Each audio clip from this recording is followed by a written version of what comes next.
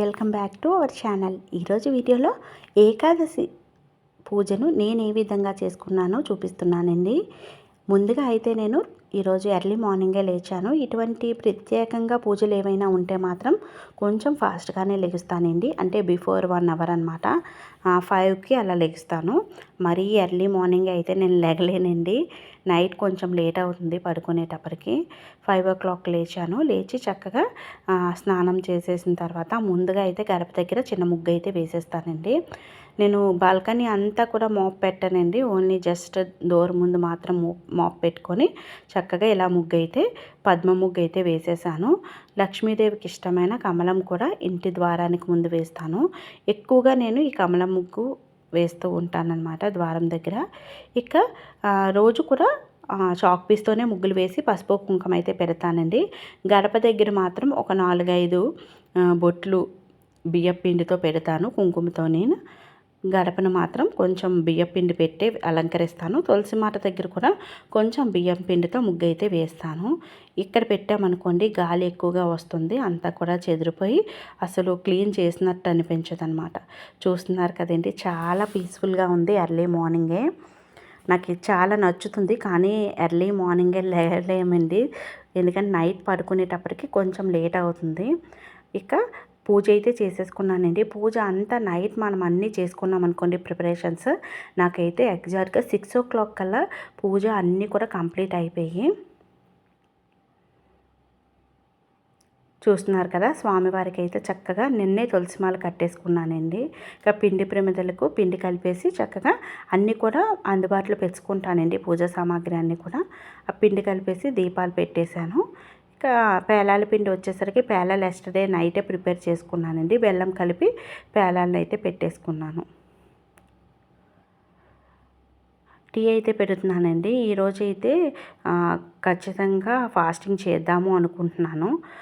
Fasting చేయాలి అంటే రైస్తో వండినవేవి కూడా తినకూడదండి. ఫ్రూట్స్ అవి కూడా తినొచ్చు, కానీ ఇంకా రైస్తో వండినవేవి తినకూడదు అంటారు. ఇక్కడైతే పిల్లలకైతే జీరా రైస్ చేస్తున్నానండి, సింపుల్గా అయిపోతుంది అనేసి. వాళ్ళిద్దరికీ జీరా రైస్ పెట్టేశాను. బయట నుంచి ఇడ్లీ తెచ్చి బ్రేక్ఫాస్ట్ పెట్టేశాను అనమాట. ఇక ఇంట్లో అయితే ప్రిపేర్ చేయలేదు. అందరిమీ తింటే ప్రిపేర్ చేస్తాను, వాళ్ళిద్దరి కోసం అయితే నేను ఇంకా ప్రిపేర్ చేయలేదు. ఇక్కడ చూస్తున్నారు కదా, పులిహోర ప్రసాదం కోసం అయితే మా వారు చేయమన్నారనమాట. ఎవరో స్వామివారి మా ఊర్లో రామాలయం ఉందండి, అక్కడికి ఈరోజు ఏకాదశి కదా వస్తున్నారంట భక్తులందరూ. అందుకనేసి వాళ్ళకందరికీ కూడా ప్రసాదం చేయమంటే చేస్తున్నాను.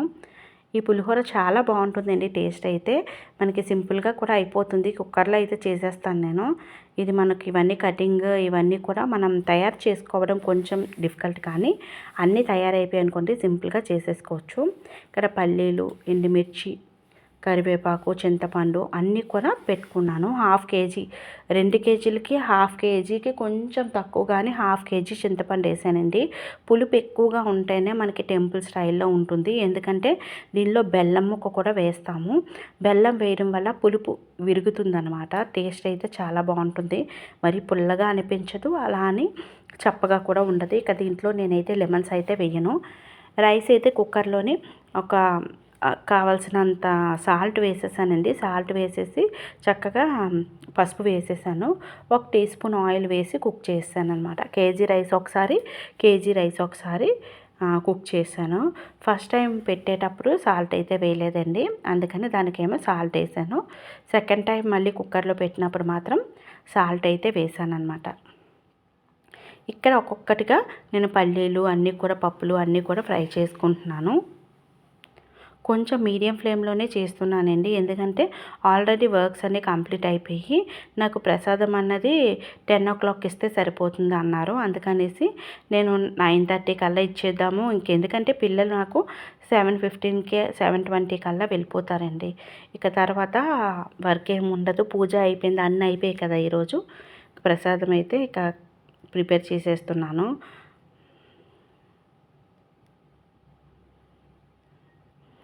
కొంచెం కొంచెంగా ఆయిల్ వేస్తూ శనగపప్పు, మినప్పప్పు, ఆవాలు అన్నీ వేసి ఫ్రై చేసుకున్నానండి. ఇది నాకు కొంచెం టైం ప్రాసెస్ అయింది, కానీ మనకి వీడియో లెంత్ ఎక్కువైపోతుంది కదండి. అందుకని కొంచెం కొంచెం కట్ చేసి వీడియో అయితే ఎడిట్ చేసి పెట్టానన్నమాట. ఎండుమిర్చి అది వేశాను. తగినంత కారము, పులుపు, ఉప్పు అన్నీ ఉంటేనే నైవేద్యం చాలా బాగుంటుందండి.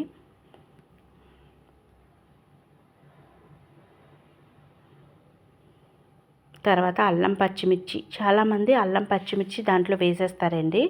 అలా అయితే నేను దమ్ పులిహోరకి అయితే అలా చేస్తానండి. ఇలా అయితే టెంపుల్ స్టైల్ అయితే కొంచెం ఫ్రై అయితే చేసి వేసేస్తానన్నమాట. మళ్ళీ ఆయిల్ వేసి ఇంగువ, కొంచెం ఆవాల పొడి వేసానండి. వేసి ఈ పోపుని చింతపండు పులుపులో కలిపేశాను. చింతపండు పులుపు కూడా కొంచెం పల్చగా ఉండాలండి. మరీ చిక్కగా ఉందనుకోండి పులిహోర తడి పొడి, అదే కొంచెం పొడి పొడిగా ఉంటుంది. అదే పల్చగా ఉందనుకోండి చాలా బాగుంటుంది టెక్స్చర్ అన్నది. మా ఇంట్లో అందరూ కూడా తడిగా ఉంటేనే ఇష్టపడతారు. ఇక నేను టెంపుల్ స్టైల్ ఉండాలి అంటే అలాగే బాగుంటుందని అదే విధంగా చేసేసానండి.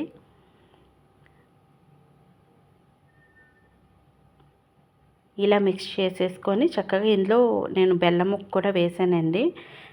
వేసి చక్కగా కలిపేసుకుంటున్నాను. పులిహోర అంతా కూడా కలిసిపోయిన తర్వాత ఇక క్యాన్ అయితే క్లీన్ చేసి పెట్టుకున్నాను. ఆ క్యాన్లోకి అయితే పులిహోర అంతా కూడా పెట్టేస్తాను. పులిహోర చాలా ఎక్కువైందండి. అంటే మనం 1 కేజీ చాలు అన్నారు మా వారు, కానీ నేను 2 కేజీస్ చేశాను. రైసే 2 కేజీస్ వేశాను. ఇక వేరే ఇంగ్రీడియంట్స్ అన్నీ కూడా నేను ఒక 1 కేజీ వరకు, అంటే గ్రౌండ్ నట్స్ కానీ, పప్పులు కానీ, కరివేపాకు, ఎండుమిరపకాయలు ఇటువంటివన్నీ కూడా నియర్లీ 1 కేజీ ఉంది. ఇవన్నీ వేసినప్పటికీ ఎక్కువైంది. అందుకని క్యాన్ నిండా పెట్టేసి రిమైనింగ్ ఇక్కడ అందరికీ కూడా పంచేసానండి మా ఇంటి దగ్గర.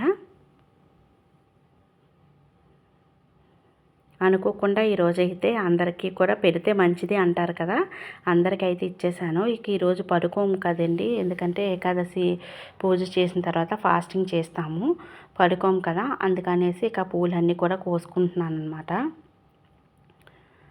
మార్నింగ్ అంతా కూడా అవన్నీ కూడా పులిహోరవి అవన్నీ క్లీన్ చేసుకున్నాను. క్లీన్ చేసుకొని అన్నీ కూడా నీట్గా చేసేసుకొని దీపావళి కొండెక్కిన తర్వాత అవి కూడా క్లీన్ చేసేసుకున్నాను. అవన్నీ చూపించలేదు, కానీ చేసుకున్న తర్వాత ఇక ఈవినింగ్ అయిందండి, 3 o'clock అవుతుంది. ఇప్పుడైతే ఫ్లవర్స్ అన్నీ కూడా కోసేసుకుంటున్నాను. మళ్ళీ స్వామివారికి పూజ కోసం పువ్వులన్నీ కూడా ఉండాలి కదండి, అందుకనేసి ఇంకా 4:30 కల్లా ద్వారలక్ష్మి పూజ అయితే చేసేసానండి. ఎందుకంటే ఈరోజు ఫాస్టింగ్ చేసాము, బేగా అలసిపోతాము, ఇక అందువల్ల చేయలేము కదా. అందుకనేసి నేను ద్వారలక్ష్మి పూజ అయితే తొందరగా చేసేసుకొని ఇక అష్టోత్తరాలు, గోవిందనామాలు, మార్నింగ్ అయితే ఓన్లీ గోవిందనామాలు చదువుకున్నాను.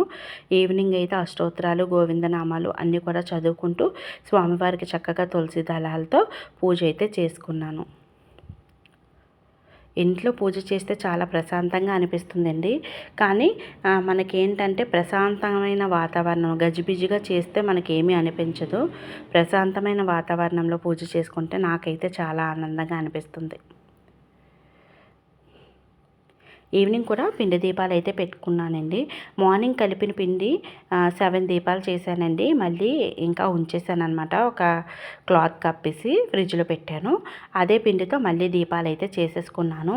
ఏకాదశి రోజు అలా 2 సార్లు దీపాలు పెట్టాలి అనుకుంటే నేను మార్నింగ్ చేసింది ఉంచేసుకుంటాను. ఇక ప్రసాదం కూడా మార్నింగ్ చేశాను కదండి పేలాలు, ఆ పేలాల పిండిని ఒక బాక్స్లో పెట్టి ఉంచాను. మళ్ళీ దేవుడికి సమర్పించడానికి దేవుడి గదిలో పెట్టేశాను.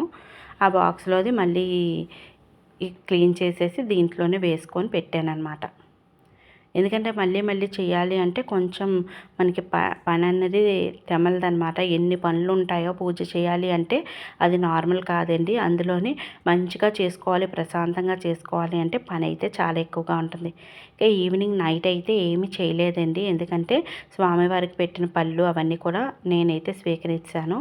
ఇక పిల్లలకి వచ్చేసరికి మా వారి పిల్లలకి తనకి కూడా పొరాటా అయితే తెచ్చారు. నాకైతే వద్దన్నాను. పొరాటా తెస్తే అవి అయితే పెట్టేస్తున్నాను వాళ్ళకి.